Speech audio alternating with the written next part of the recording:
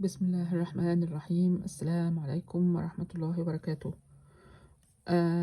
مين دول اللي هم شهود يهوه اللي جولي في البيت؟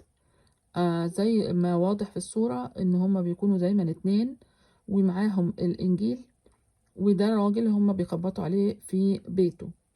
لو فتح بيبدأوا يقولوا له روح صلي بقى في الكنيسة ولازم تبقى مؤمن زينا وحاجات زي كده.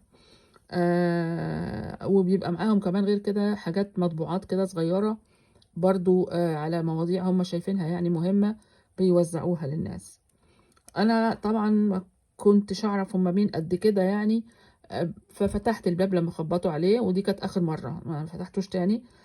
المهم يعني فهم بيعملوا دعوة للدين المسيحي، وهم طائفة معينة بس من طبعا من بقية الطوائف التانية يعني. لما فتحت لهم الباب وشافوني لابسة الطرحة عرفوا ان انا مسلمة.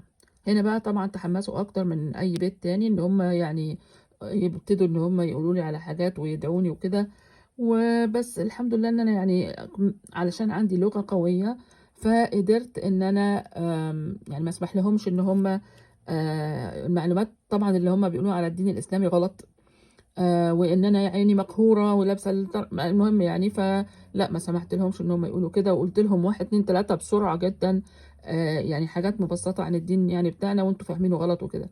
فبداوا ان هم يهددوا بقى ايه، بصي انت لو انت لم تؤمني بالمخلص اللي هو سيدنا عيسى يعني هتروحي النار لما تموتي. قلت له لا ما تخافوش، انا مش هروح النار ولا حاجه. واستكملت الحديث معاهم، بس طبعا بسرعه جدا لان كان العيال موجودين معايا وكده. مشوا من عندي والحمد لله، وهم بيفكروا انهم يروحوا يجيبوا معلومات تانية عن المسلمين لان اللي عندهم كانت غلط، والحمد لله.